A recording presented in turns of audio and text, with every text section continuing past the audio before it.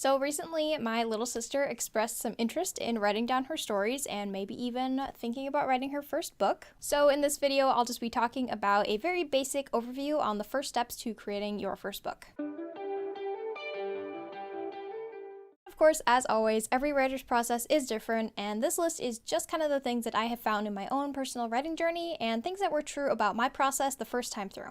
Right, number one is ideas. This will look different for different writers, but even most discovery writers start with at least a few bullet points. And of course, it is totally okay if you don't know where you fall on the scale of outlining versus discovery writing yet. A lot of writers do not start to figure out what works best for them their first book around. It usually takes a while.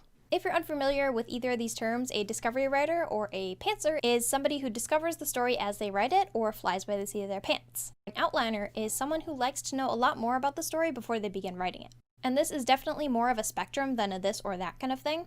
And I think for the most part, most writers fall somewhere in the middle of having a pretty basic outline and just having a handful of bullet points. When I first started writing books, I was a complete discovery writer. I would just start with a little spark of an idea and run with it and just pick up pieces along the way to see what I could build.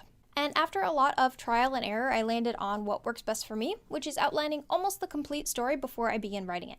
I like to call myself an extreme outliner or an extreme plotter because that one kind of makes me sound like a supervillain. So if you're already set on a premise, then that is great, but if not, it might be helpful to start with some brainstorming or free writing sessions. Free writing is a favorite practice of mine. Basically, all you do is start with a fresh page and you start writing whatever you're thinking. And all you're trying to do is build ideas and connections, and then connecting your connections to more connections and more ideas. All right, number two is goals. It is a good idea to consider your goals before you begin writing your book. Now, you don't need a month-to-month, 5-year plan here, but it might be helpful to kind of get an idea of what your plan is for this book before you begin. This can be helpful in a number of different ways, but mostly just to keep yourself and your writing in perspective while you're working on your book. So do you want to just write this book as something fun for your friends and family to enjoy, or just for the fun of writing itself? If so, your plans and goals for the book will probably look very different from someone who is intending to publish a book.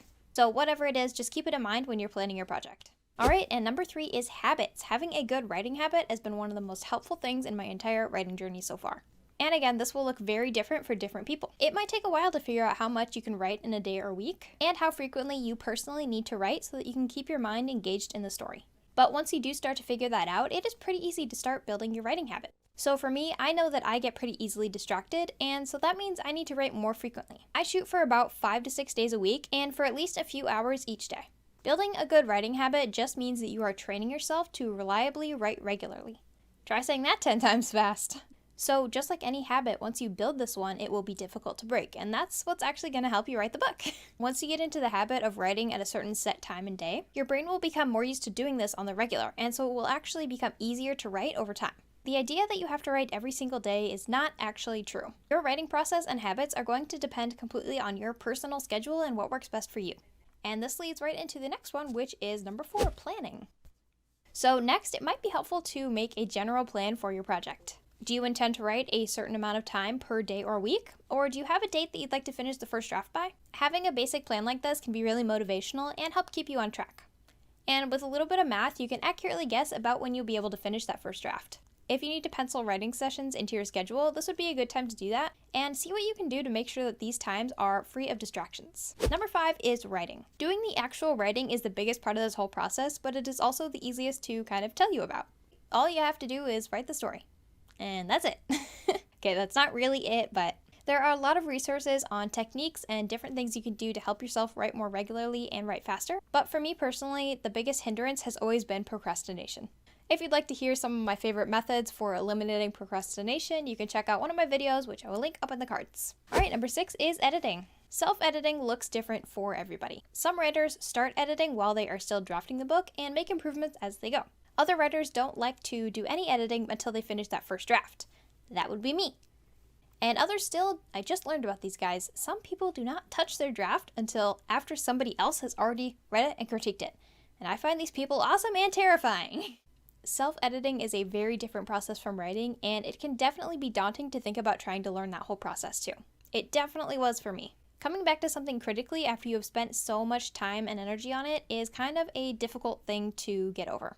And it took me a while to figure out what I was even looking for or really even trying to do. I've already posted a couple videos on my personal self-editing process, which I will again link in the cards, but basically you have 2 different kinds of self-editing that you need to learn. So first you have developmental editing. This is making changes to things like character arts, plot events, plot holes, those sort of things. And secondly, you have line edits where you're going to be looking for things like prose, consistency, dialogue, grammar, those sort of things. Your self-editing process will definitely look different depending on what your next steps are going to be. And you might have many rounds of either of these kind of edits depending on you and your book's strengths and weaknesses. And of course, then there is proofreading where you're looking for really small details like typos and punctuation. Usually this isn't done until at the earliest, I would say, before beta reader stage for some people, but it all definitely depends on what you are going to be looking at doing next with this book. Most writers will do some form of editing after their first draft, and then pass it on to peer critiques, and then do some more editing based on that feedback, and then maybe some more critiques, and then some more editing, and that goes on for an eternity, and you get taken into a different realm where time doesn't exist and all there is pain and typos.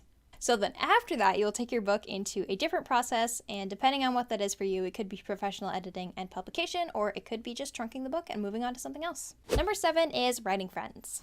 Having a few good writing friends is incredibly helpful, especially in the early stages of your writing journey. Writing groups can be incredible resources, and critique partners will help you improve in ways that you never expected. Writing and critique groups are not something I have personal experience with because I just prefer to exchange pieces one-on-one with a CP. Different groups will, of course, always have their own different setups, but usually a critique or writing group will have scheduled meetings every week or two where people will bring in their pieces or chapters, and you'll all kind of read them and exchange different critiques on how you could improve the story. And of course, for us indoor cats, there is always working one-on-one with critique partners if that is what you prefer. That's what I prefer. I know a bigger group can be really great for some people, but for me that is just, it's too many voices. It was better to just start off one-on-one with one CP who is in the same stage of their writing journey as myself. And bonus points if you and your CP have opposite strengths. Having trusted writer friends who can give you feedback and critiques in different ways is always going to be really helpful, as well as helping you improve your skills in many different areas of writing. Alright, and the last one, number 8, is learning. I feel like each project that I work on and each book that I've written has taught me something different, or in some cases, many different things about the writing process, whether that is improving different skills or just learning more about how I better work with things. Each book is a different experience, and it is still interesting to me a few books in that so many things can change about my process from one book to the next. There are always going to be new techniques and new books to read about writing, and new books to read about character and plot development, and new people to learn from, and new places to get information. Just always going to be new everything, so you just have to continue taking in information at whatever speed is comfortable for you. Skillshare has plenty of great classes for beginner writers, as well as, of course, your libraries will have tons and tons of books on writing and craft and all those sorts of things. I'll leave some links down below to popular books on writing if you are interested in checking any of those out. At the end of the day, there is no right or wrong way to write your book because it is your book. I would totally appreciate if you guys would leave one of your favorite writing resources in the comments down below. I would love to check out what other people find most helpful. If you'd like to dive into the world of Alexia, you can check out Age of the Gods, which is a free short story available on my website, and I'll link it down below. Alright, and that's all I've got for you today, so thank you for watching. Bye!